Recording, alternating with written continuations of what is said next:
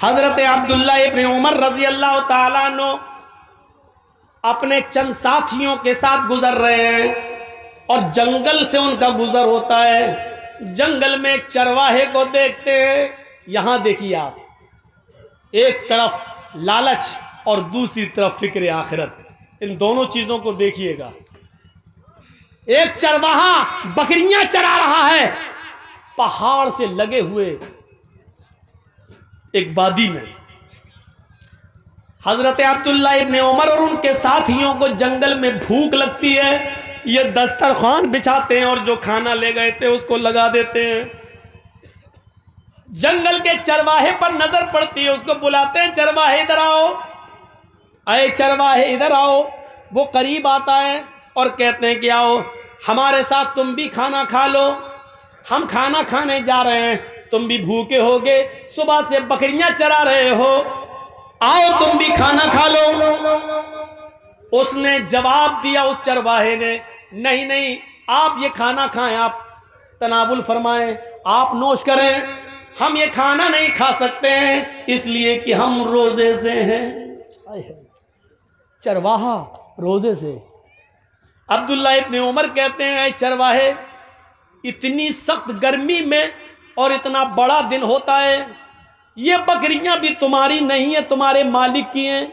इन बकरियों को सुबह से शाम तक तुम इसी जंगल में चराते हो, कोई बकरी खो न जाए उसके पीछे पीछे दौड़ते हो। इतनी चिलचिलाती हुई धूप और इतनी शदीद गर्मी के अंदर भी तुम रोजे से हो, वो भी नफली रोजा। तुम रोजा छोड़ क्यों नहीं देते हो? तुम रोजा तर्क क्यों नहीं कर देते हो? ये फर्ज रोजे तो नहीं, ये नफली रोजे हैं। कहते हैं कि मैं इस रोजे को कैसे छोड़ दूं? इसी जंगल में तो मैं रहता हूं और बकरियां चराता रहता हूं, मुझे मस्जिद में कुरान पढ़ने का मौका नहीं मिलता है। जंगल में भी मेरी नजर बकरियों पर रहती है, इसलिए कि कोई बकरी खो न जाए, इसलिए मैं ज्यादा नवाफिल नहीं पढ़ पाता हूं, इसीलिए तो मैं नफली रोजे रखता हूं। मैं आखिरत की फिक्र में डूबा हुआ रहता हूं, पता नहीं कि मेरा रब आखिरत में मुझे बख्शेगा या नहीं बख्शेगा, मुझे माफ करेगा या नहीं करेगा। मुझे जितनी इबादत करनी चाहिए उतनी इबादत हम नहीं कर पाते हैं, क्योंकि मेरे मालिक का हुक्म है इन बकरियों को चराओ, इसलिए मैं चराने आता हूं, क्योंकि मालिक के साथ बेवफाई नहीं कर सकता हूं, मैं जिसका गुलाम हूं, मुझे उसकी बात मानना पड़ती है। हजरत अब्दुल्ला इब्न उमर ने कहा अपने साथियों से, इस चरवाहे का इम्तहान लेना चाहिए। बातों से तो बड़ा अल्लाह वाला लगता है, लेकिन अमली मैदान में देखूं, अमली मैदान में हजरत अब्दुल्ला इब्न उमर ने कहा इनका इम्तहान लेता हूं। ये कह तो ये रहा है बड़ा अल्लाह वाला, रोजे से हूं और ये हूं और वो हूं, और मैं इम्तहान लेता हूं। वो बकरी चराने में लग गया तो हजरत अब्दुल्ला इब्न उमर ने फिर उसको बुलाया, इधर आओ। वो आया, कहने लगा क्या बात है भाई, मैं बकरियां चरा रहा हूं, मैं कह दिया हूं रोजे से हूं, मैं नहीं खाना खाऊंगा। कहा ऐसा है कि मैं एक बकरी तुमसे खरीदना चाहता हूं, एक बकरी तुम मुझे दे दो। बेनी शातन, ये है अल मुस्तदरक अल हाकिम के अल्फाज। एक बकरी तुम मुझे बेच दो, एक बकरी तुम मुझे दे दो। उसने जवाब दिया, नहीं हजरत, मैं ये बकरी कैसे बेच दूं? ये बकरियां मेरी नहीं है, मैं पहले कह चुका हूं आपसे कि ये बकरियां मेरी नहीं है, ये बकरी मेरे मालिक की है। अपने मालिक की अमानत में खयानत कैसे कर दूं मैं? ये बकरी मेरी नहीं है। अब्दुल्ला इब्न उमर ने कहा कि उस अपने मालिक से ये कह देना कि पहाड़ के दामन में बकरियां चरा रहा था, चराते चराते एक बकरी गुम हो गई। अक्सर ऐसा हो ही जाता है, बकरियां चरते चरते कहीं दूर निकल जाती हैं, कहीं खो जाती हैं, या कोई दूसरा आदमी पकड़ के ले जाता है। तुम्हारा मालिक तुमसे कुछ नहीं कहेगा, क्योंकि बकरियों पर तुम्हारी नजर थी, लेकिन चरते चरते कोई बकरी दूर निकल गई और वो गुम हो गई। कह देना एक बकरी भेड़िया खा गया, या कह देना कि एक बकरी को भेड़िया मार के खा गया, तुम एक बकरी मुझे बेच दो, हम उसको ज़िबा करेंगे और वहीं पकाएंगे, खाएंगे, और शाम को तुम्हें भी पका हुआ भुना हुआ गोश्त दे देंगे। तुम उस गोश्त से रोजा इफ्तार कर लेना, क्योंकि तुम रोजे से हो। हम शाम को इस बकरी को काट कर ज़िबा करके उसका गोश्त पका कर तुम्हें भी दे देंगे, तुम इससे इफ्तार कर लेना। वो चरवाहा हजरत अब्दुल्ला इब्न उमर की ये बात सुनता है, उंगली से इशारा करता है और चीखता हुआ रोते हुए भागता है, कहता आइन अल्लाह आइन अल्लाह आइन अल्लाह, फिर अल्लाह कहाँ है, फिर अल्लाह कहाँ है, फिर अल्लाह कहाँ है। यानी आए अब्दुल्ला इब्न उमर, आज मैं तुम्हें बकरी बेच दूंगा, मैं अपने मालिक से झूठ बोल दूंगा, मेरा मालिक मुझे कुछ नहीं कहेगा, थोड़े से दिरहम मुझे बकरी के मिल जाएंगे, लेकिन फिर अल्लाह तो मेरी इस हरकत को देख रहा है। मैं अपने मालिक से झूठ बोल सकता हूं, लेकिन कल कयामत के दिन अपने मालिक को क्या जवाब दूंगा। आइन अल्लाह आइन अल्लाह, फिर अल्लाह कहां है, अल्लाह कहां है।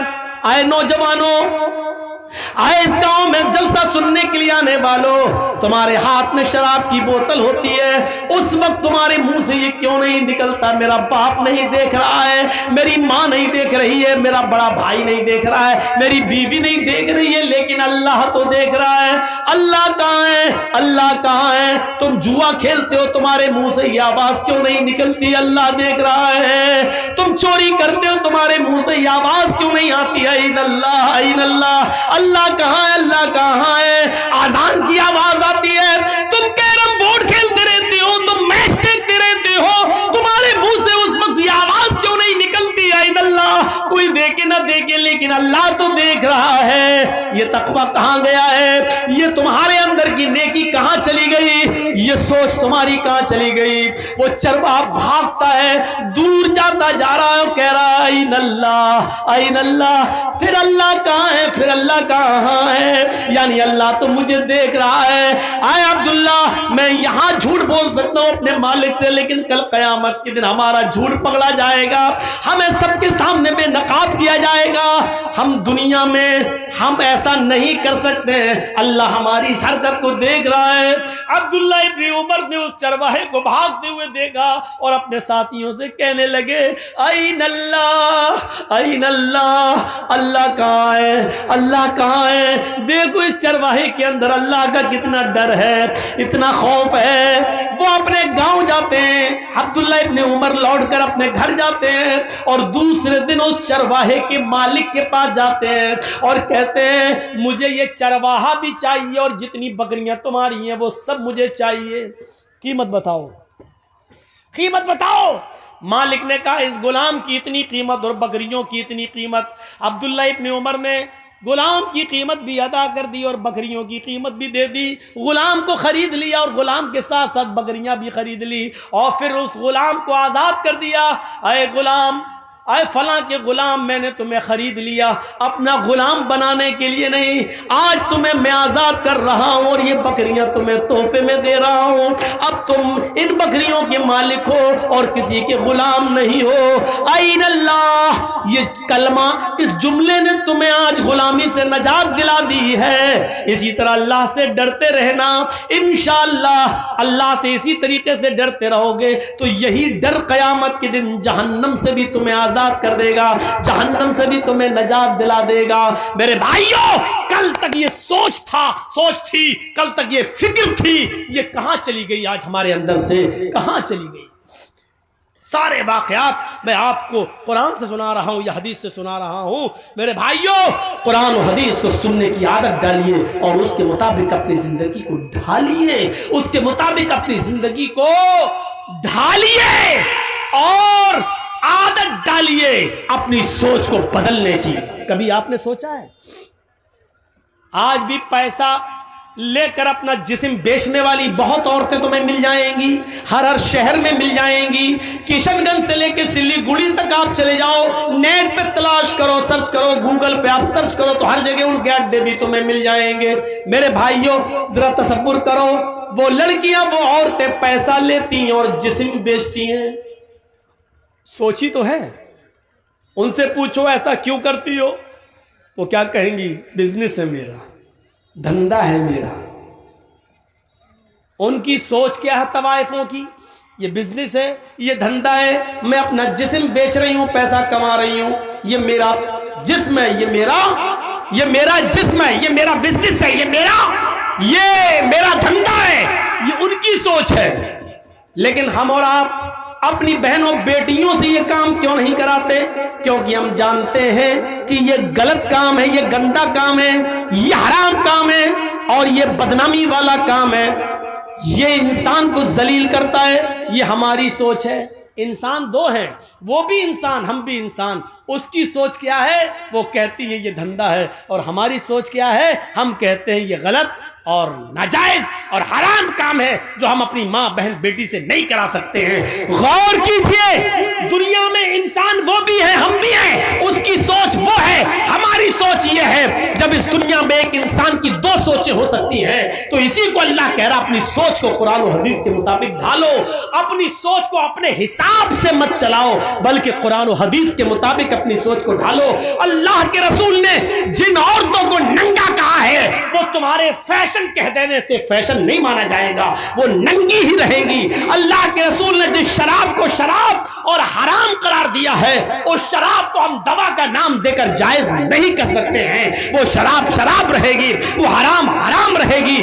उसको कोई जबान में उसका नाम दवा रख दो तो दवा रख देने से उसकी हैसियत नहीं बदल जाएगी। तो मेरे प्यारे साथियों, अपनी सोच को बदलने की कोशिश करो, अपनी सोच को बदलो, अपनी जिंदगी के अंदर तकवा लाओ, परहेजगारी लाओ। जरा तसव्वुर करो, एक वाकया सुनाता हूं हदीस का। अल्लाह के नबी फरमाते हैं, चलिए आधे लोग तो जा चुके हैं, आधे रह गए हैं, थोड़ा सा सुनिए।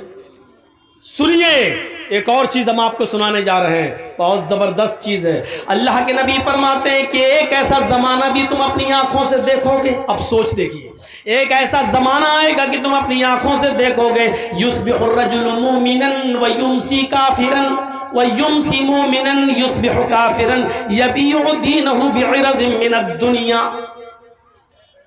बहुत जबरदस्त हदीस है।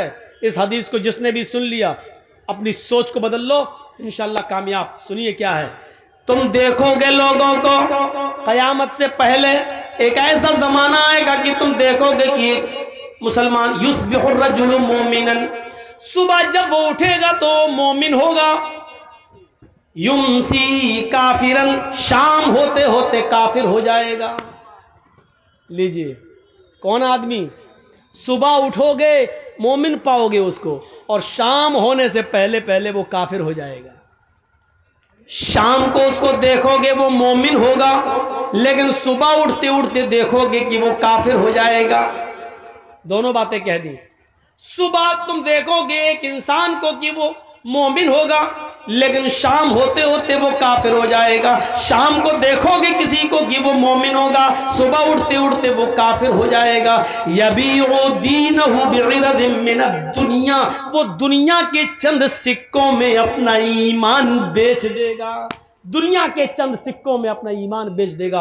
आओ आज हम तुम्हें एक सैर कराते हैं, आओ एक तफरीह कराते हैं तुम्हें, और तुम्हें तुम्हारा समाज का एक नक्शा दिखाते हैं। ऐसे लोग हमारे समाज में मौजूद हैं।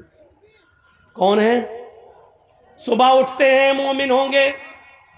आप देखोगे चुनाव का दौर है, इलेक्शन का दौर है, एक आदमी को तुम देखोगे कि सुबह उठेगा, फजर की नमाज भी पढ़ेगा। अब मिसाल सुनो, हदीस तो पढ़ दी, अब इसको की तशरीह देखिए। सुबह वो फजर की नमाज भी पढ़ेगा, फजर की नमाज के बाद वो कुरान की तिलावत भी करेगा, कुरान की तिलावत करने के बाद वो लोगों की खिदमत भी करेगा, फजर के बाद मेहनत तो मजदूरी भी करेगा। लेकिन इलेक्शन में खड़ा है, वो जानता है कि मेरी बस्ती में कुछ हिंदू लोग या सिख लोग या ईसाई लोग भी रहते हैं, मुझे इनका वोट भी चाहिए, मुझे इनका वोट भी हासिल करना है। अब वो उनका वोट लेने के लिए सुबह उठेगा, मस्जिद में गया होगा, जोहर में वो मस्जिद में गया होगा, उसने नमाज पढ़ी होगी, कुरान पढ़ा होगा, सब कुछ पढ़ा होगा, गरीबों की मदद भी की होगी। लेकिन शाम होने से पहले पहले हिंदुओं का वोट पाने के लिए वो किसी मंदिर में चला जाएगा। वहां जाने के बाद वो किसी पंडित के हाथ से अपने सर पर, अपने माथे पर टीका भी लगवा लेगा, और मूर्ति के ऊपर हार और माला भी चढ़ा देगा। सिर्फ गैर मुस्लिमों का वोट पाने के लिए वो माथे पे टीका भी लगवा लेगा और मूर्ति पर हार और फूल भी चढ़ा देगा। इसी को अल्लाह के नबी कह रहे हैं शाम होने से पहले पहले वो काफिर हो जाएगा।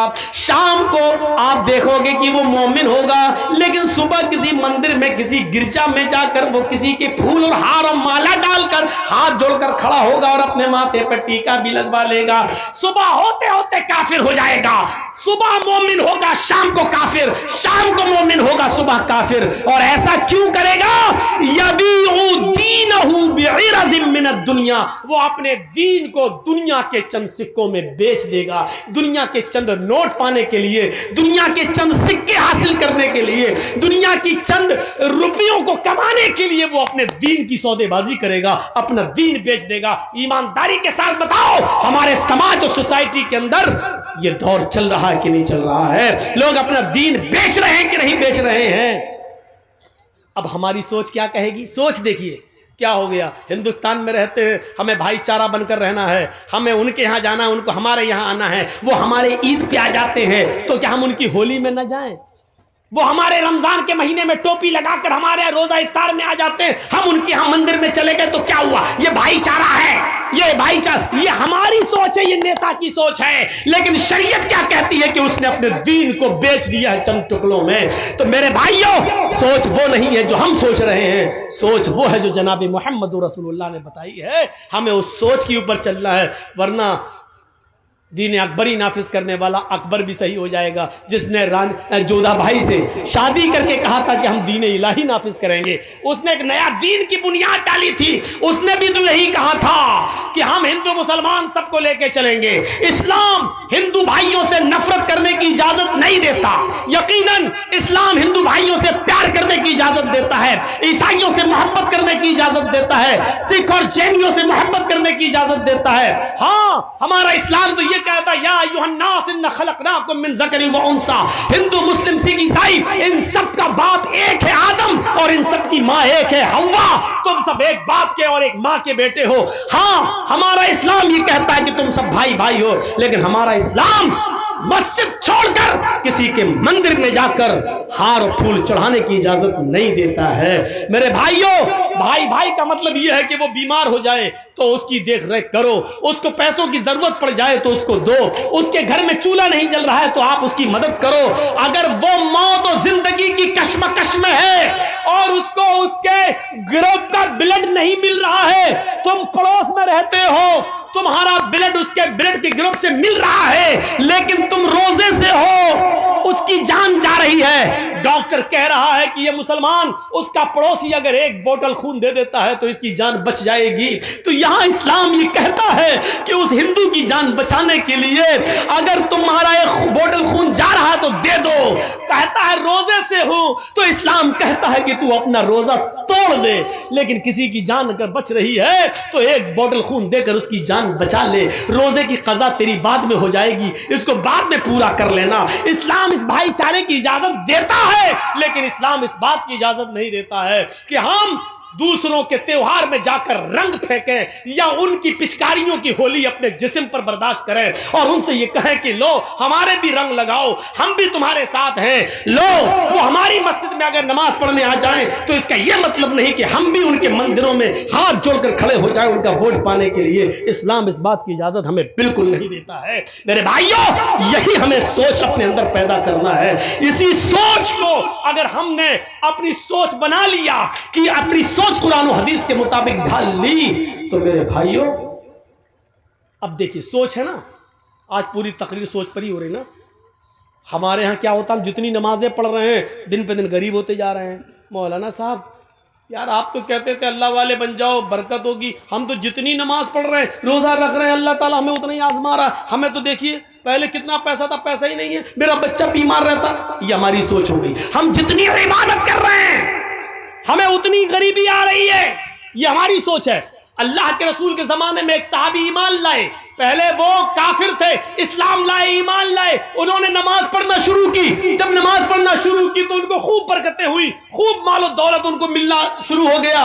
वो अल्लाह के नबी के पास रोते हुए आए। देखिए उनकी सोच, हमारी सोच देखिए और उनकी सोच देखिए। वो कहते हैं अल्लाह के रसूल का क्या हुआ? कि जब से हम इस्लाम लाए हैं और जब से हमने नमाजों की पाबंदी की है, हमारे घर में खैर बरकत हो रही है, माल और दौलत, सोना और चांदी खूब आ रहा है। अल्लाह के नबी ने फरमाया ये तो अच्छी बात है। कहने लगे अल्लाह के रसूल कहीं ऐसा तो नहीं, आप अल्लाह के नबी हैं, पूछिए अल्लाह से, कहीं ऐसा तो नहीं हमारी नमाज, हमारे रोजे और हमारी इबादतों का बदला अल्लाह दुनिया में हमें दे रहा हो और आखिरत में हमें महरूम कर दे। अगर वो दुनिया में हमें दे रहा तो नहीं चाहिए, हमें अपनी नमाज और रोजे का इनाम आखिरत में चाहिए। अल्लाह अगर हमारी नमाज और रोजे का इनाम दुनिया में दे रहा है और आखिरत में हमें कुछ ना दे तो हमें दुनिया में कुछ नहीं चाहिए, हमें आखिरत में चाहिए। ये उनकी सोच थी। और हमारी सोच क्या है, जब से नमाज पढ़ रहे हैं तब से और कंगाल हो रहे हैं। होता है ऐसा, कभी कभी हम लोग सोचने पे मजबूर हो जाते हैं। अब जैसे हम हैं, एक बहुत बूढ़ी औरत थी, किसी ने कहा मौलवी साहब बहुत मेरी माँ बहुत बीमार है, चलिए थोड़ा सा कुछ दुआ हुआ कर दीजिए। मैंने कहा चलिए चल देते हैं, माँ बीमार है चलें। यकीन मानिए हम जब तक दुआ कर रहे हैं उसके लिए दम कर रहे हैं, पूरी दुआ पढ़ भी नहीं पाए, वो बुढ़िया ही चली गई दुनिया से, खत्म। अब इसमें हम क्या कर लें, मेरे हाथ में तो था नहीं। अब हम सोच रहे थे कि लड़का कहीं हमें गाली वाली ना दे, कमीना कैसा मौलवी है तू, हम तो दुआ करने के लिए लाए, तूने तो दुनिया ही से उठवा दिया। लेकिन उल्टा हुआ, हम सोच रहे थे ये और वो उल्टा हुआ। उसने कहा क्या मौलाना है माशाअल्लाह। हमने क्यों, तुम्हें अपने माँ से मोहब्बत नहीं थी? अरे कौन कहता माँ से मोहब्बत नहीं थी? अरे मेरी माँ बहुत तड़प रही थी, बहुत तड़प रही थी, हमने कई बकरे सदका कर दिए, खिला दिए, लेकिन मेरी माँ की तकलीफ नहीं जा रही थी। आपने तो इतनी ऐसी दुआ पढ़ी कि बड़ी आसानी से रूह निकल गई मेरी माँ की। हमने कहा अल्लाह तेरा खैर है, कम से कम बुरा नहीं माना। मैं अपना वाकया बता रहा हूँ, मैंने अब तक 4 निकाह पढ़ाए हैं, चारों को तलाक हो गई। मेरा पढ़ाया हुआ एक भी निकाह नहीं टिका, अब मैं पढ़ाता भी नहीं हूँ। हालांकि ये मतलब नहीं कि अब पढ़ाऊंगा तो टिकेगा नहीं, लेकिन मैं पढ़ाता नहीं हूँ। क्यों? जिसको कहता हूँ कि मैंने 4 पढ़ाए हैं, चारों को तलाक हो गई, वो कहता मौलाना साहब खाना खा लीजिए लेकिन निकाह मत पढ़ाइए, निकाह नहीं पढ़ाइए। अब मैं सोच रहा हूं कि वो चारों लोग नाराज ना हो कि देखो मौलवी जर्जिस ने मेरा निकाह पढ़ाया और हमारे निकाह टूट गए, और चारों खुश हैं। ये उल्टा हो रहा है, ये चारों खुश हैं। जो लड़कियां अपने शौहरों के साथ परेशान थी वो बड़ी खुश है कि मेरा निकाह, मेरे दूल्हा का निकाह मौलाना जर्जिस ने पढ़ाया, हमें छुटकारा मिल गया। वो अपनी सहेलियां, जिनकी सहेलियां परेशान है, वो कहती काश तेरे दूल्हा का निकाह मौलाना जर्जिस ने पढ़ाया होता तो तू भी छुटकारा पा गई होती। तो उल्टा हो रहा है। हम सोच रहे हैं कि कभी गलत ना कहें, लेकिन मुझसे को लड़के भी खुश, लड़कियां भी खुश, बहुत अच्छा छुटकारा मिल गया। तो कभी कभी ऐसा होता है, ज़रूरी नहीं कि हम जो सोचें वही सही हो। देखिए एक आदमी लंगड़ाता हुआ आ रहा है, ये मुखिया जी बैठे हैं आपके, बड़े इज्जतदार आदमी हैं आपके समाज के, मान लो ये डॉक्टर हैं और हम भी डॉक्टर हैं। अब वहाँ से एक आदमी लौट के आ रहा, लंगड़ाता हुआ चला आ रहा है। अब मैं डॉक्टर हूँ, मुखिया जी भी डॉक्टर हैं। मुखिया जी ने कहा जर्जी साहब जी, ये इस आदमी के पैर में मोच आ गई इसलिए लंगड़ाते हुए चल रहा है। मैं डॉक्टर हूँ, मुझे तजर्बा है। मैंने कहा नहीं मुखिया जी, आपका तजर्बा गलत है। उसके पैर में मोच नहीं आई है, उसकी रीढ़ की हड्डी में दर्द हो रहा है इसलिए लंगड़ाता हुआ चल रहा है। मुखिया जी की सोच अलग, मेरी सोच अलग, ये भी डॉक्टर मैं भी डॉक्टर। हमने कहा अच्छा ठीक है मुखिया जी सुनो, अगर उसकी रीढ़ की हड्डी में दर्द नहीं हुआ, पैर में मोच ही निकली तो 1000 रुपया मैं दूंगा, और अगर उसके रीढ़ की हड्डी में दर्द हुआ जो मैंने कहा तो 1000 रुपया आप दीजिएगा। शर्त लग गई, ठीक है। वो आया चलता हुआ बिल्कुल करीब आ गया। हम दोनों ने पूछा भाई पैर में मोच आई या रीढ़ की हड्डी में दर्द? वो कहता कुछ नहीं, कुछ नहीं, न मोच न रीढ़ की हड्डी में दर्द। अबे फिर तू लंगड़ा के क्यों चल रहा था? उसने कहा मेरे पैर की चप्पल टूट गई थी इसलिए मैं घिसट घिसट के चल रहा था। अब देखिए दोनों की सोच अलग हो गई। मुखिया जी डॉक्टर है, कह रहे हैं उसके पैर में मोच, जर्जी साहब डॉक्टर है, वो क्या कह रहे हैं? नहीं, उसकी रीढ़ की हड्डी में दर्द। दोनों की सोच गलत, इनका तजर्बा भी फेल, मेरा तजर्बा भी फेल। उस लंगड़े ने क्या खुद आगे क्या कह दिया, न मोच न रीढ़ की हड्डी में दर्द। अबे फिर क्यों लंगड़ा के चल रहा था? अरे मेरी तो चप्पल टूट गई थी इसलिए घसीट घसीट के चल रहा था। निकला क्या? खोदा पहाड़ निकली चूहिया। दोनों के पैसे बच गए। तो कभी कभी सोच ऐसी भी होती है, सोच। इसीलिए कुरान ने कहा है बिना तहकीक किए हुए कभी अपनी जबान से कोई लफ्ज मत बोलो। इज़ा जाकुम फासिकुम बिनबइन, जब तुम्हारे दरमियान कोई समाज का बुरा आदमी कोई बुरी खबर लेकर आए, किसी के बारे में कहे फला ऐसा कर रहा था, तो एकदम उसकी बात मत मान लो, बल्कि तहकीक कर लो। आपको मालूम है इमाम औज़ाई रहमतुल्लाह अलैह बहुत बड़े बुजुर्ग गुजरे हैं, जरा देखिए उनके घर में उनकी बीवी से मिलने के लिए उनके गांव की एक औरत आती है और सुबह सुबह दरवाजा खटखटाती है। इमाम औज़ाई रहमतुल्लाह अलैह फजर की नमाज के बाद कुरान की तिलावत कर रहे थे चटाई पर बैठकर, उन्होंने दरवाजे पर देखा कोई आया है, दरवाजा खोला तो सामने गांव की औरत खड़ी है। पूछा कैसे आई हो बहन? उसने जवाब दिया आपकी बीवी से मिलना है। इमाम औज़ाई रहमतुल्लाह अलैह ने अपनी बीवी से कहा कि तुमसे कोई औरत मिलने आई है, तुम उससे मिलो, मैं अंदर चला जाता हूं। अब इमाम औज़ाई अंदर चले गए और जिस चटाई पर कुरान पढ़ रहे थे उस चटाई पर उनकी बीवी ने उस गांव की औरत को बिठा दिया, आओ बैठो। वो औरत जैसे ही, जो गांव की मिलने आई थी, जैसी बैठी चटाई पर, उसके पीछे से जो शलवार, ये जो थम्स होते हैं हिप का हिस्सा, ये पूरा भीग गया। जैसी बैठी वो पूरी शलवार, पूरा कपड़ा उसके जिस्म से चिपक गया, भीग गई वो। उसने नजर दौड़ाई तो इमाम औज़ाई का 3 साल का बच्चा कपड़े उतारे हुए नंगा वहीं पर खेल रहा था। उस औरत ने क्या समझा कि अभी इस बच्चे ने यहां पेशाब कर दिया है। देखिए बच्चा नंगा हो, कपड़ा ना हो, और ये बैठी हो पूरा भीग गई, तो इसने क्या कहा इमाम औज़ाई की बीवी से, तुम्हें शर्म नहीं आती? तुमने मुझे इस चटाई पे बिठा दिया जहां तुम्हारे बच्चे ने पेशाब किया है, देखिए पेशाब पूरा मेरे कपड़े में भर गया, अब जाकर मैं नहाऊं और कपड़ा धुलूं? बच्चा 3 साल का है, अब तो इसका पेशाब भी पाक नहीं रहा कि छींटा मार के पाक हो जाए, अब तो धुलना पड़ेगा। सर्दियों के इन दिनों में चटाई पे बिठा दिया। इमाम औज़ाई की बीवी क्या कहती है? देखिए सोच, देखिए उस औरत की सोच क्या थी कि इस पे पेशाब है। इमाम औज़ाई की बीवी कहती है पेशाब नहीं है मेरी बहन, तुम शौक से इस पर बैठी रहो, तुम्हें डरने की कोई जरूरत नहीं। वो कहती है कि मैं कैसे मान लूं ये पेशाब नहीं है? कोई लोटा नहीं रखा, पानी का कोई जग नहीं है, कोई गिलास नहीं है कि यहाँ पानी गिरा हुआ हो। ये बच्चा आपके कपड़े उतारे हुए है, मुझे तो यही अंदेशा कि इस बच्चे का पेशाब होगा। इमाम औज़ाई की बीवी कहती है कि ये मैं आपको जमानत देती हूँ कि ये पेशाब नहीं है,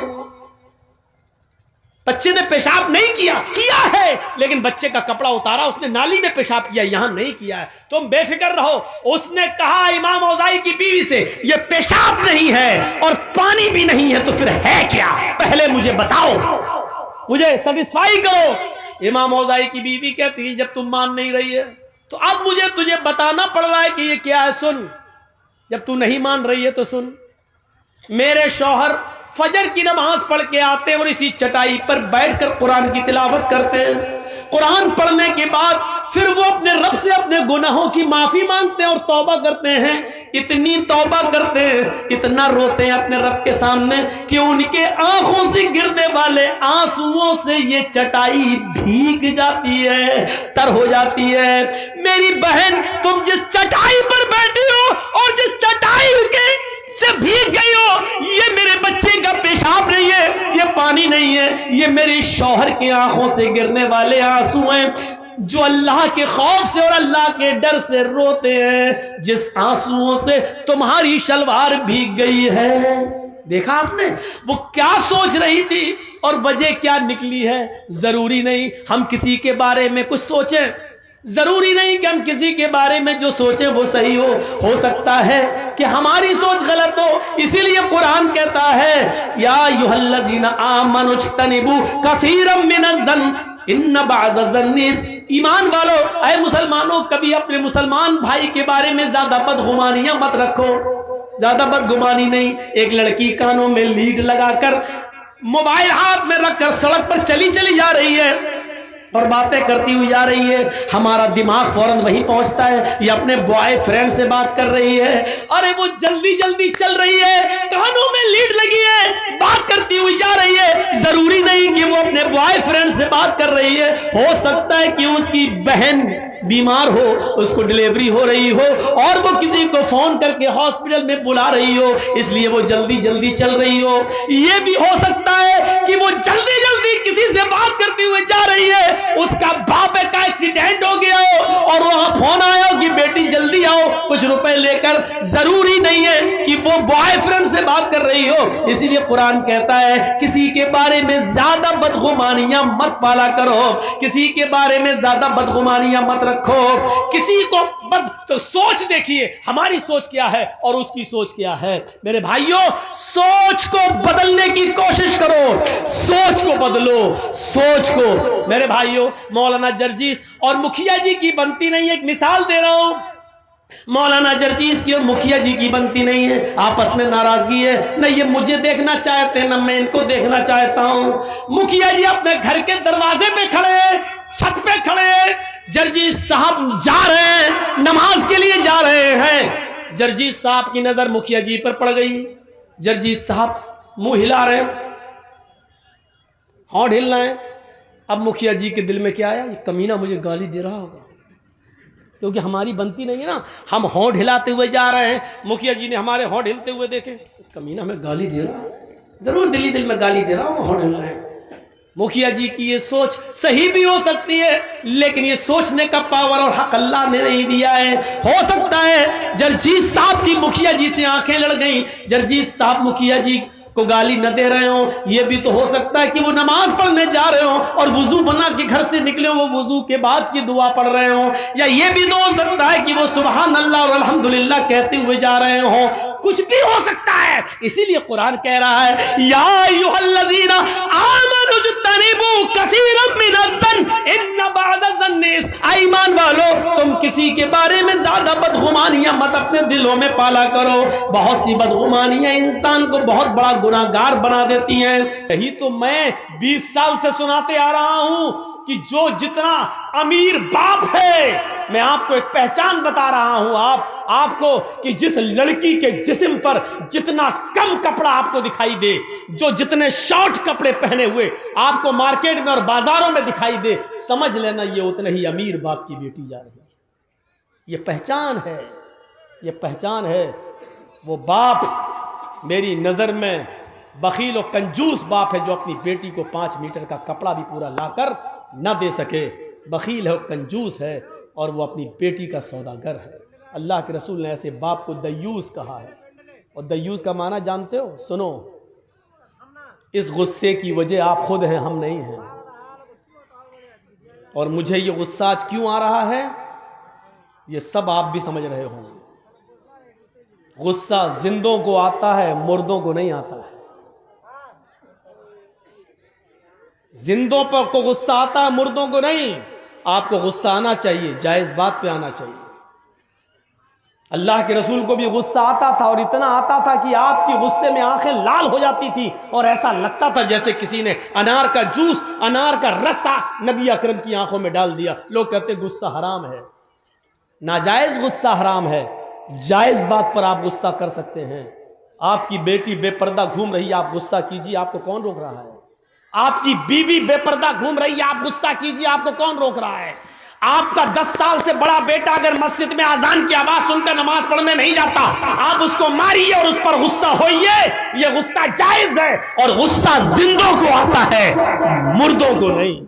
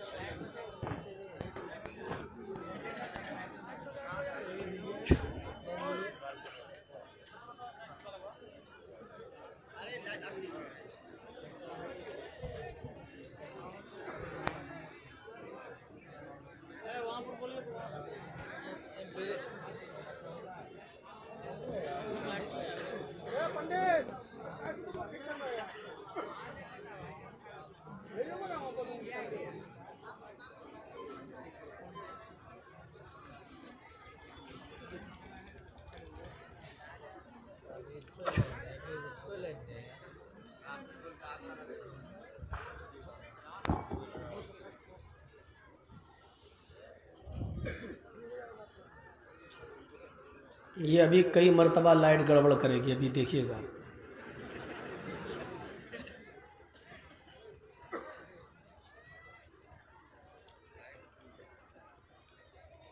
तो मैं अर्ज़ ये कर रहा था कि गुस्सा जिंदों को आता है, मुर्दों को नहीं। ऐसे मौलवी बहुत मिलेंगे जो कहेंगे गुस्सा हराम है। भाई तेरे बाप का फतवा है गुस्सा हराम है? कहाँ से लाया तू? किस हदीस में आया? अगर गुस्सा हराम होता तो हज़रत उमर को कभी गुस्सा ना आता, नबी अकरम को कभी गुस्सा नहीं आता। हाँ, ये कहिए कि नाजायज़ गुस्सा हराम है। गुस्सा कौमों की तब्दीली का ज़रिया बनता है, गुस्सा बीवी की इस्लाह का ज़रिया बनता है, गुस्सा अपनी औलाद को सुधारने का और रास्ते पे लाने का ज़रिया बनता है। एक बाप अपनी औलाद पर जायज़ गुस्सा करना छोड़ दिया, इसलिए औलाद बिगड़ रही है। एक शौहर अपनी बीवी पर जायज़ गुस्सा छोड़ दिया, करना छोड़ दिया, इसलिए बीवी बिगड़ रही है। एक भाई अपनी बहन पर जायज़ गुस्सा करना छोड़ दिया, इसलिए बहनें आज आवारा घूम रही हैं। जायज़ गुस्सा कीजिए, जायज़ गुस्सों से इस्लाह होती है। सोच बदलिए, अपनी सोच। या अय्युहल्लज़ीना आमनुत्तकुल्लाह, या अय्युहल्लज़ीना आमनुत्तकुल्लाह वल तंजुर नफ्सुम मा क़द्दमत लिगद। आई ईमानो वालो, तुम अल्लाह से डरो, यानी जो अल्लाह से जितना ज्यादा डरेगा वो इस दुनिया में उतना ही ज्यादा गुनाहों से बच बच कर चलेगा, और जितना इंसान गुनाहों से बच बच कर चलेगा आखिरत के अंदर उतनी ही उसकी नेकियां बढ़ेंगी और वो जन्नत का मुस्तहिक होगा। इसलिए फरमाया अल्लाह से डरो, और हर इंसान को गौर करना चाहिए कि कल क़यामत के दिन के लिए उसने कौन सी तैयारी कर रखी है। कौन सी तैयारी? क़यामत से जोड़ा है। हमें इस दुनिया में हमेशा नहीं रहना है। इस चीज को जरा सोचिए और समझिए, इस चीज को जरा सोचकर और समझकर समझने की कोशिश कीजिए। अपनी फिक्रों को बदलिए। बस जिसने सोच बदल ली, समझ लो कि इस्लाम उतना ही ज्यादा वो इस्लाम और ईमान पर अमल कर लेगा। हमारी सोच क्या है? देखिए, मौलाना जर्जीस साहब के साथ अगर हम एक सेल्फी ले लेंगे तो बहुत अच्छा होगा। इसका बेनिफिट क्या मिलेगा? सोच देखिए, सोच। बेनिफिट ये होगा कि हम इसको शेयर करेंगे, हम इसको अपने दोस्तों को भेजेंगे। दो मकसद। पहला मकसद, हमारे दोस्त को हम ये बताएंगे कि देखिए जर्जीस साहब से मेरी मुलाकात हो गई है। दूसरी, किसी की दुकान पे बैठे, उसने अपनी दुकान के साथ मेरा फोटो खींच लिया, अब उसको शेयर, जर्जीस साहब मेरी दुकान पर आए थे। ये हमारी सोच है कि कोई बड़ी चीज नहीं है सेल्फी। सोच क्या है? वीडियो बन रही है, मोबाइल आ रही है, यूट्यूब पे आ रही है, तकरीरें बन रही है, कैमरे वाले आ रहे हैं, तो हमने अगर सेल्फी ले ली, तस्वीर ले ली, तो इसमें बुराई क्या है? ये सोच है हमारी। लेकिन हदीस क्या कहती है? इस हदीस के मुताबिक अपनी सोच को ढालिए। बहुत गीत सुन लिया आपने, औरतों ने बड़ी फरमाइश की कि गीत पढ़िए। ऐसी चीजें तो औरतों को पसंद है, वो सुन ली। जो हम बता रहे हैं वो पसंद कहाँ है? मौलवी तो हमारे कपड़ों पे पाबंदी लगा रहा है, कल हमारी सैंडल पे पाबंदी लगा देगा, परसों हमारी फेयर एंड लवली और पॉन्ड्स पे पाबंदी लगा देगा। ये चीजें कहां पसंद हैं? अब सुनिए, ये हमारी सोच है कि सेल्फी लेने में हर्ज किया है, लेकिन हदीस क्या कहती है? सुनिए, इन्ना अशद्दन्नासि अज़ाबन यौमल क़यामति अल मुसव्विरून। कयामत के दिन सबसे ज्यादा सख्त अजाब उसको दिया जाएगा जो दुनिया में तस्वीरें बनाएगा। देखें आप, हदीस ने क्लियर कर दिया, इन्ना अशद्दन्नासि अज़ाबन यौमल क़यामति अल मुसव्विरून। कयामत के दिन सबसे ज्यादा सख्त अजाब, सबसे ज्यादा हार्ड अजाब उसको दिया जाएगा जो दुनिया में तस्वीरें बनाएगा। क्लियर कर दूं, जो दुनिया में फोटो खींचेगा, सेल्फी लेगा, मोबाइलों में किसी को अपने अंदर कैद करेगा, कयामत के दिन इन लोगों को सबसे ज्यादा सख्त अजाब दिया जाएगा। सोचिए, सोच। आज हम सोच बदलेंगे। बस अल्लाह के रसूल ने इस पर क्या कहा? अशद्दन्नासी अज़ाबन, लोगों में सबसे ज्यादा सख्त अजाब उसको दिया जाएगा। एक तो होता अजाब दिया जाएगा, आग में डाल दिया, नहीं, एक होता है लोगों में सबसे ज्यादा सख्त अजाब। और जहन्नम का सबसे ज्यादा सख्त अजाब क्या है आपको मालूम है? हमें नहीं मालूम, मौलवी जर्जीस को नहीं मालूम सबसे ज्यादा सख्त अजाब क्या है। हाँ, सबसे हल्का अजाब मैं जानता हूं क्या मिलेगा, सबसे हल्के अजाब को बता देता हूं, उससे सबसे ज्यादा सख्त क्या होगा उससे आप अंदाजा लगा लीजिए, सोच लीजिएगा। बस आज सोच बदलिए। मौलवी जर्जीस की सेल्फियां लेने वालों, मौलवियों को अपने कैदों में और कैमरों में बंद करने वालों, सुनो, या तो मौलाना जर्जीस को बुलाना छोड़ दो या फिर हदीसों पर, कुरान पर अमल करना शुरू कर दो। दोनों चीजों में से एक काम करो, छोड़ दो। बहुत सुन चुके हो वेदों के मंत्र, बहुत सुन चुके हो गीत, बहुत सुन चुके हो गाने। जलसों के मिजाज को बदलो, कुरान और हदीस को सुनने की आदत डालो। जलसों का चंदा तुम कुरान और हदीस के नाम पर लेते हो, दीन के जलसों पे के नाम पे करते हो। 100, 200 और 1000 रुपए का चंदा लोगों के दरवाजों पे जाके इजलास दीन के काम के नाम पर करते हो, गीत के नाम पर नहीं, वेद और रामायण और के श्लोक और मंत्र के नाम पर नहीं। इसलिए अपनी सोच बदलो और अपनी आदतों को बदलो। मेरी बात आज कड़वी लगेगी, अब क्या करूं, जब बीमारी इतनी बढ़ गई है कि होम्योपैथिक और मीठी गोलियों से सही नहीं होगी तो ऑपरेशन करने की जरूरत पड़ रही है, तो कर रहा हूं। आज की तकरीर के बाद या तो जिंदगी भर के लिए मौलाना जर्जीस को तलाक दे दोगे या अपनी आदत बदल लोगे। बदलो अपनी आदत। सबसे हल्का अजाब क्या होगा सुनिए, अल्लाह के नबी फरमाते, इन्ना अहवना अहलिन नारी अज़ाबन यौमल क़ियामती लरजुलुन यूज़उ फ़ी अख़मसी क़दमैहि जमरतान। क़यामत के दिन जहन्नम में सबसे हल्का अज़ाब उस आदमी को, शख्स को दिया जाएगा। सबसे हल्का अज़ाब उस शख्स को दिया जाएगा। सबसे हल्का अज़ाब क़यामत के दिन उस शख्स को दिया जाएगा जिसके पैरों के तलवे के नीचे, तलवा समझते हैं ना, पैरों का तलवा, ये जिसके पैरों के दोनों तलवों के नीचे आग की 2 चिंगारियां रख दी जाएंगी। चिंगारी समझते हैं ना, चिंगारी। एक तो होता है कोयला जल के अंगारा बन गया, वो तो अंगारा हो गया, अंगारा छोड़ दीजिए। चिंगारी, चिंगारी को कैसे समझाऊं? बीड़ी पीते हैं, चलती है ना, हल्की सी एक चिंगारी निकली बीड़ी में से, यहां से एक फूटी, बुझ गई, ये होती है चिंगारी। कितनी सी होती है? छोटी सी। अल्लाह के नबी कहते हैं जिसने दुनिया में सबसे कम गुनाह किए होंगे, छोड़ दीजिए हम लोग तो उसमें शामिल है नहीं, सबसे कम गुनाह करने वालों में हम लोग शामिल नहीं है, माफ कीजिएगा। हम लोगों ने कितने गुनाह किए पता नहीं। कयामत के दिन सबसे हल्का अज़ाब उसको दिया जाएगा जिसने दुनिया में सबसे कम गुनाह किए होंगे। कोई तो होगा अल्लाह का बंदा जिसने कम गुनाह किए होंगे, सबसे हल्का अज़ाब उसको दिया जाएगा। और उसको सबसे हल्का अज़ाब दिया जाएगा तो कौन सा अज़ाब होगा? लरजुलुन यूज़उ फ़ी अख़मसी क़दमैहि जमरतान, उसके पैरों के दोनों तलवों के नीचे आग की 2 चिंगारी रख दी जाएंगी। हल्की हल्की सी 2 चिंगारी, सिर्फ 2 चिंगारी उसके दोनों पैरों के नीचे रख दी जाएंगी, एक इधर एक इधर। इन दोनों चिंगारियों की वजह से उसकी हालत क्या हो रही होगी सुनो।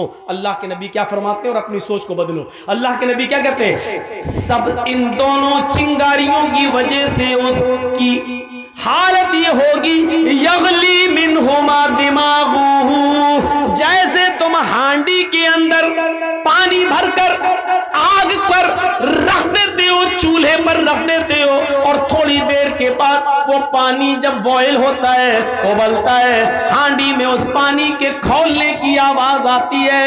यगली मिनहुमा दिमागुहु, आग की इन दोनों चिंगारियों की वजह से उसका दिमाग खौल रहा होगा। आग की दोनों चिंगारी की वजह से इसका दिमाग ठिकाने नहीं रहेगा, उसका भेजा बाहर निकला जा रहा होगा, उसका दिमाग हांडी की तरह खौल रहा होगा। यरा अन्नहु अशद्दु अज़ाबन, वो ये समझ रहा होगा होगा कि मेरे अल्लाह ने, मेरे रब ने मुझे जहन्नम में सबसे ज्यादा हार्ड, सबसे ज्यादा सख्त अजाब दिया है। हालांकि ये सबसे हल्के अजाब वाला इंसान होगा, ये सबसे हल्के वाला अजाब होगा, सबसे हल्का अजाब वाला इंसान होगा, लेकिन इन दोनों चिंगारियों की वजह से वो ये समझ रहा होगा कि हमसे ज्यादा सख्त और हमसे ज्यादा शदीद, हमसे ज्यादा हार्ड अजाब किसी को नहीं दिया जा रहा है। फोटो बनाने वालों, तस्वीरें खींचने वालों, अब सोचो, मुझे मालूम है कि मेरी इस तकरीर के बाद भी तुम नहीं मानोगे। कुछ लोग कुत्ते की पूंछ की तरह टेढ़े होते हैं, उनको 100 साल के बाद भी कुत्ते की पूंछ को अगर निकालोगे तो वो टेढ़ी निकलेगी, सीधी नहीं होगी। इसके बाद भी चुपके से किसी न किसी तरीके से ले लेंगे। होता है, मेरी नहीं किसी और की, वो लेंगे, नहीं बदलेगी आदत। मरेंगे तब देखा जाएगा, अभी थोड़ी मर रहे हैं हम, मरने से पहले तौबा कर लेंगे। जब अल्लाह रब्बुल आलमीन का फैसला आ जाता है तो कभी कभी वक्त ऐसा भी होता है कि तौबा के तब तौबा की मोहलत भी नहीं मिलती है, किसी से माफी और तलाफी की मोहलत भी नहीं मिलेगी। कभी कभी ऐसा मंजर भी सामने आ जाता है। मेरे प्यारे साथियों, गौर कीजिए, इस मंजर को देखिए, सोच बदलिए अपनी। सबसे हल्का अजाब उसको दिया जाएगा जिसके पैरों के तलवे के नीचे 2 आग की चिंगारियां रख दी जाएंगी। जब सबसे हल्का अजाब ही होगा तो तस्वीर बनाने वालों को सबसे ज्यादा सख्त अजाब दिया जाएगा। तो सबसे ज्यादा सख्त अजाब क्या होगा? इन्ना शद्दन्नासी अज़ाबन यौमल क़यामती अल मुसव्विरून। क़यामत के दिन सबसे ज्यादा सख्त अजाब उनको दिया जाएगा जो दुनिया में तस्वीरें बनाएंगे, जो दुनिया में फोटो खींचेंगे, जो दुनिया में अपने मोबाइल में किसी को कैद करेंगे। सोचो, तुम अल्लाह रब्बुल आलमीन की एक तख्लीक, अल्लाह ने इंसान को, जानदार को पैदा किया, तुम उसको अपने कैमरों में बंद कर रहे हो, जबकि तुम उसके अंदर रूह नहीं डाल सकते हो। कयामत के दिन अल्लाह तुम्हारे इन कैमरों को तुम्हारे सामने पेश कर देगा। तुमने जिन चीजों को खींचा है वो पेश कर देगा। तुमने अपने मोबाइल से डिलीट जरूर कर दी है मौलाना जर्जीस की तस्वीर, फला मौलाना की तस्वीर, लेकिन फरिश्तों ने जो रिकॉर्ड कर लिया है वो तस्वीर डिलीट नहीं होगी। कयामत के दिन उन तमाम तस्वीरों को सामने रखा जाएगा।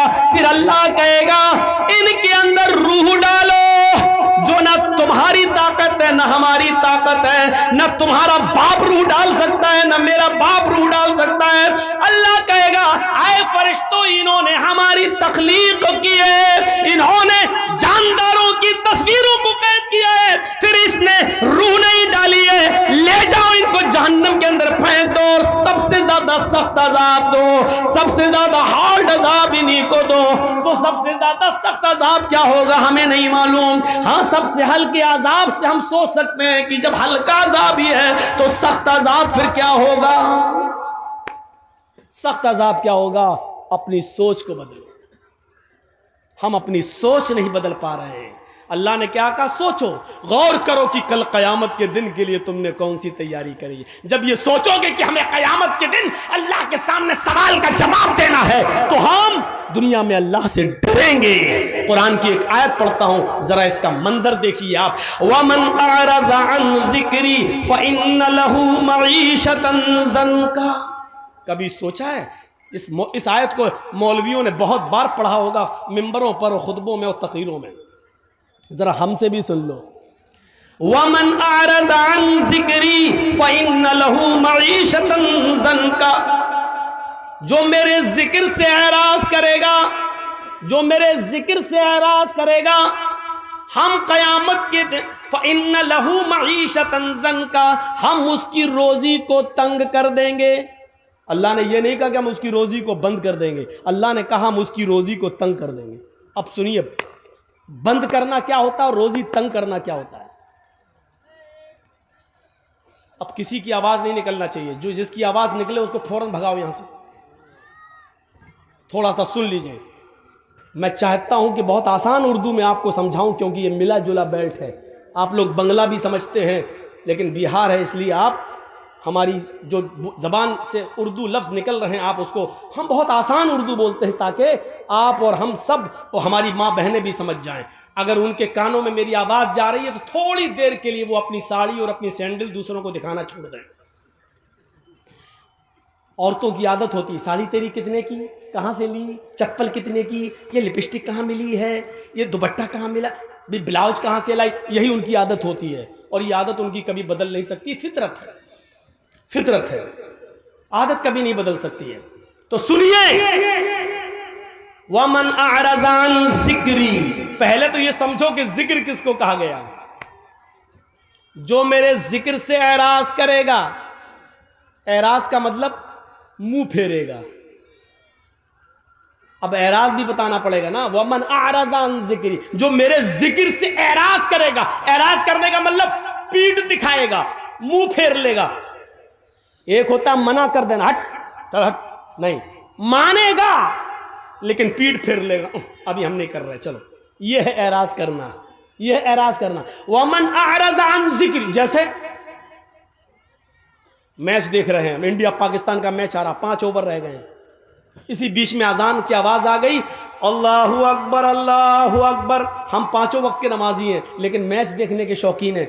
या अल्लाह, 5 ओवर रह गए हैं, पता नहीं कौन जीतेगा। अगर नमाज पढ़ने जाते हैं तो मैच का मजा नहीं ले पाएंगे। नमाज पढ़ के जब तक आएंगे तब तक मैच खत्म हो जाएगा, वो तो पता चल जाएगा कौन हारा कौन जीता, लेकिन मैच का मजा नहीं ले पाएंगे। और अगर मैच देखने में लगे हैं तो नमाज जा रही है, क्या करें, चलो नमाज तो बाद में भी पढ़ लेंगे कज़ा, लेकिन मैच कहां बार बार आता है, देख रहे हैं। इसका मतलब क्या हुआ, आपने नमाज पढ़ी, अगरचे पढ़ी, लेकिन आजान हो रही है, आप मैच देख रहे हैं, मस्जिद में नहीं जा रहे हैं, तो इसका मतलब यह हुआ कि आपने नमाज से एराज किया है। पढ़ी है लेकिन उस वक्त नहीं पढ़ी जब आपको जाना चाहिए, आपने एराज किया। यह है एराज करना।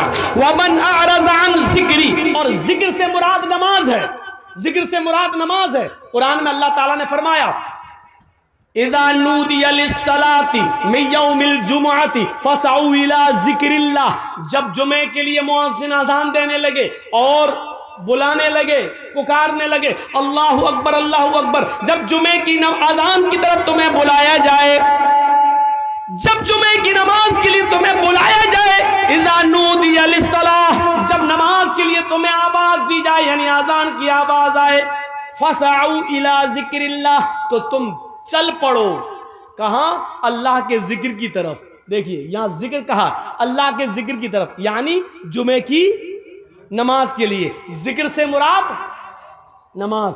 यहां अल्लाह ने क्या कहा, वमन अरज़ान ज़िक्री, ये चीज जो हम तुम्हें आपको सुनाने जा रहे हैं, ये ऐसी चीज है मेरे भाइयों जो आपने अब तक नहीं सुनी होगी मेरी जबान से, अब तक इस इलाके में। सुनिए इसको, आज मैं अपने अंदाज में आपको सुना रहा हूं, और बहुत काम की चीज है। आपको जाना होगा तो चले जाइए, लेकिन इस एराज को और जिक्र की बात को सुनने के बाद आप जा सकते हैं, आप जिसको जा रहा, लेकिन ये सुन लीजिए, वमन अरज़ान ज़िक्री, जिसने हमारी नमाज से एराज किया, हमारे जिक्र से एराज किया, फ़इन्न लहू मईशतन ज़ंका, हम उसकी रोजी को तंग कर देंगे। आज ये शिकायतें हैं कि ए भैया, तुम्हारी वीडियो सेट नहीं हो पा रही अभी तक, तुम ही अकेले पैसा कमा रहे हो यार, हमें तकरीर करते हुए 1.25 घंटा हो गया, इनका वीडियो सेट नहीं हो पा रही है, इनको बिठा लो, कहां जा रहे हैं, इनसे कहो यहीं पेशाब कर लो। देखिए हमको सामने से जो आदमी उठता है तो हमको बहुत डिस्टर्ब होता है। मैं अपनी आदत बता दे रहा हूं, एक बार हैदराबाद में तकरीर कर रहा था, सामने से एक आदमी उठा, मैं समझा पेशाब करने जा रहा, आया सीधा माइक पकड़ के, क्या बोल रहा है, फिर अंडे टमाटर पत्थर सब चला, वहां जो हुआ। तो इसलिए वो जो मेरे दिमाग में बैठ गया वो निकलता नहीं है। जो आदमी बीच सामने से उठता, मैं समझता हूं ये माइक पकड़ने आ रहा है, यही सोचता हूं। तो या तो सामने बैठा मत करो, और बैठते हो तो उठा मत करो। 80-80 साल के बुढ़े भी उठते हैं। अब बताइए बेचारे, वो चाचा उठ के कहां जाएंगे, अब तो चाची के लायक भी नहीं रह गए, अब वो जाएंगे तो कहां जाएंगे, समझ में नहीं आता। बैठो, सुनो, अल्लाह अल्लाह करो, तकरीर करो। वमन अरज़ान ज़िक्री, जो जिक्र से नमाज से मुंह मोड़ेगा, एराज करेगा, हम उसकी रोजी को तंग कर देंगे। अल्लाह ने कहीं नहीं कहा कि हम उसकी रोजी बंद कर देंगे। क्या बेनमाजियों को रोजी नहीं मिलती है? मिलती है, लेकिन अल्लाह कहता हम उसकी रोजी को तंग कर देंगे। तंग करना जानते हो? बहुत रुपया आएगा मेरे पास, लेकिन आने के बाद रुकेगा नहीं मेरे पास। अचानक मेरे पास 1 लाख रुपया आया, 2 दिन में ख़त्म। मौलाना क्या पैसा तो आता है लेकिन रुकता नहीं है, क्यों?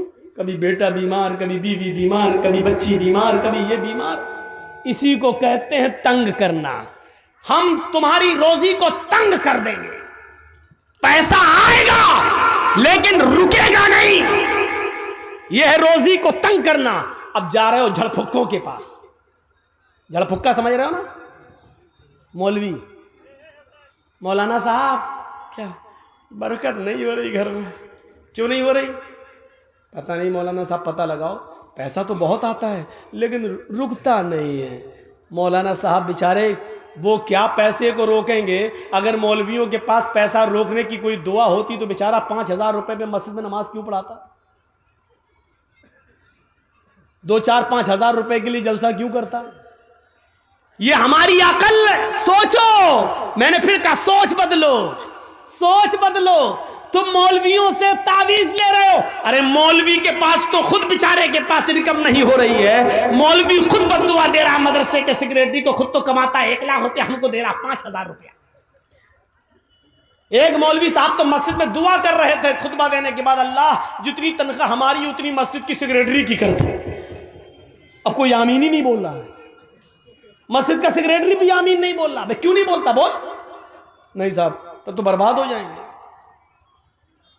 मौलाना साहब दुआ कर, अल्लाह मेरी रोजी रोटी में बरकत दे, बोल आमीन। यानी 5,000 रुपए में आमीन हो रही है। और जब वो मौलवी दुआ करता, अल्लाह मदरसे के सेक्रेटरी की, मस्जिद के सेक्रेटरी की, सबकी उतनी तनख्वाह कर दे जितनी मेरी, तो कोई आमीन नहीं बोलता। इससे आप अंदाजा लगा सकते हैं कि आपको कितना डर है। 5,000, 6,000, 10,000 रुपए में आप जानते हैं कि मेरा घर नहीं चल सकता है, तो फिर मौलवियों के लिए कौन सोचेगा? उलमा के लिए कौन सोचेगा? मस्जिद के इमामों की फिक्र किसको होगी? सोचो। आप अपने बच्चों को कॉन्वेंट में पढ़ाते हो, आप अपने बच्चों को इंग्लिश मीडियम में पढ़ाते हो। आपका बच्चा इंटर करने के बाद, साइंस साइड से बायो लेने के बाद, MBBS को नीट में पास करके वहां चला जाता, वो कमाएगा। लेकिन मदरसे में पढ़ने वाले बच्चों के बारे में कभी आपने तसव्वुर किया है कि ये कितने भी बड़े मौलाना बन जाएं, आलिम बन जाएं, लेकिन इनकी दौड़ मस्जिद और मदरसे से बाहर नहीं जा सकती है? कभी सोचा है आपने इन मदरसे से पढ़ने वाले तलबा के बारे में? मैंने कहा ना मेरी तकरीर आज पूरी सोच के ऊपर होगी। सोच, सोच बदलो। इनके बारे में कौन सोचेगा? कौन? एक MLA, एक MP, एक सरपंच, एक मुखिया अपनी बेटी की शादी बड़े धूमधाम से कर रहा है, लेकिन इसी गांव में एक वो गरीब लड़की भी रहती है जिसके बाप के पास मोटरसाइकिल खरीदने का पैसा नहीं है कि वो देकर अपनी बेटी का हाथ पीला कर सके। इस बेटी के बारे में कौन सोचेगा? किसको फिक्र होनी चाहिए? MLA, MP की बेटी बारात उसके घर में आती है, 500 और 1000 आदमियों को बेहतरीन खाना खिलाएगा।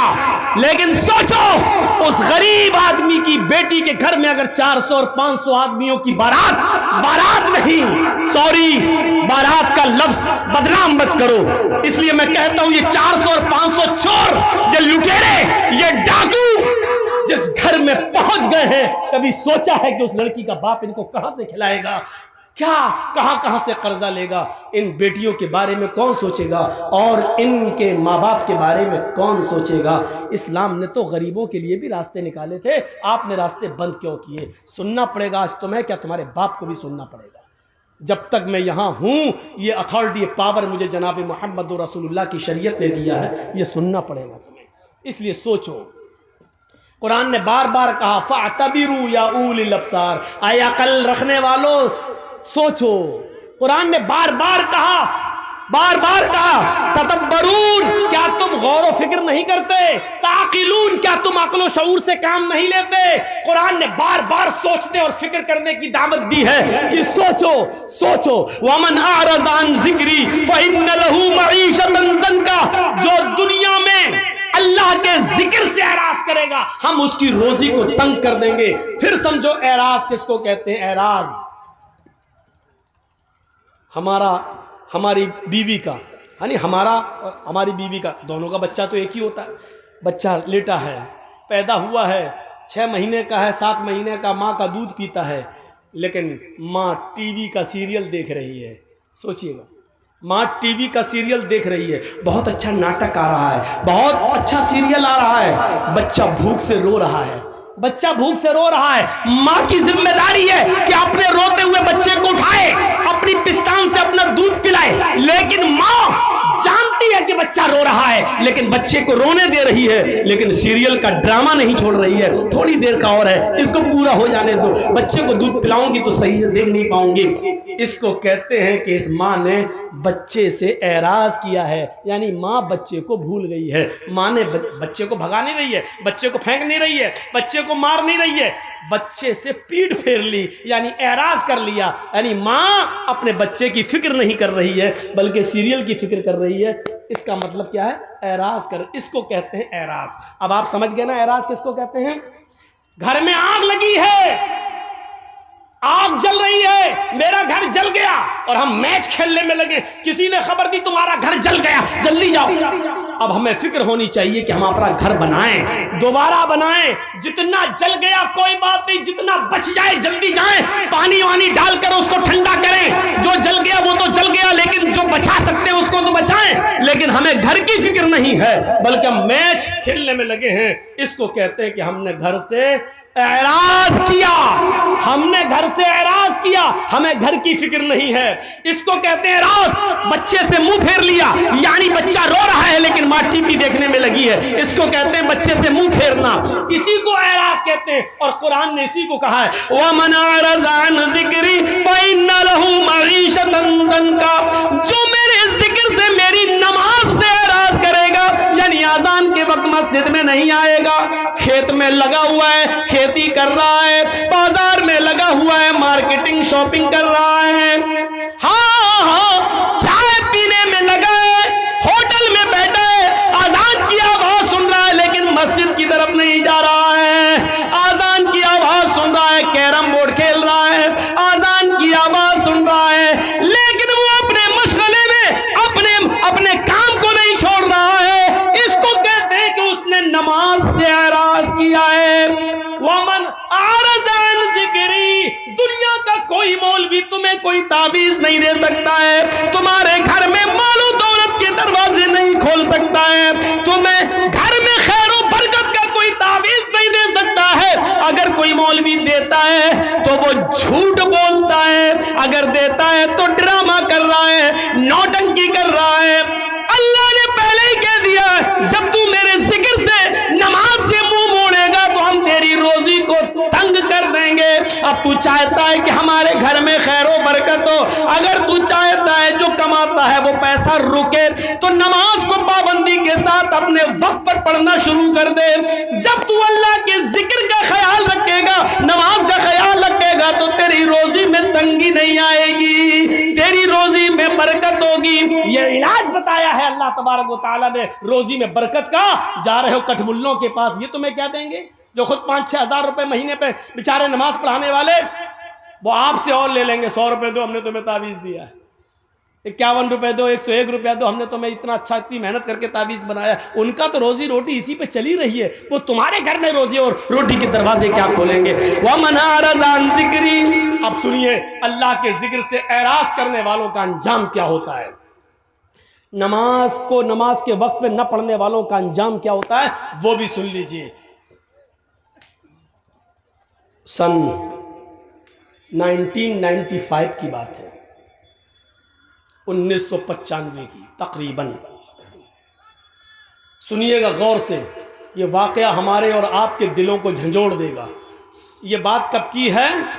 सन 1995 की, 1995। 21 साल ये, 5 वो, तकरीबन 26 साल पुराना वाकया मैं बता रहा हूं।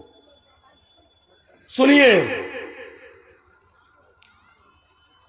गाजियाबाद से बाई रोड की बात कर रहा हूं, बाई रोड, जब आप लखनऊ से कटते हुए, बरेली होते हुए, मुरादाबाद होते हुए जब आप गाजियाबाद जाएंगे, और गाजियाबाद से जो सड़क दिल्ली की तरफ गई है, बीच में एक एरिया है, गांव है, उसका नाम है लोनी।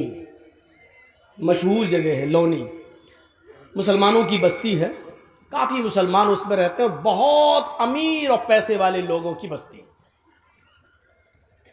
उस बस्ती में लोनी के अंदर दो सगे भाइयों की शादी होना थी, दोनों सगे भाइयों की शादी।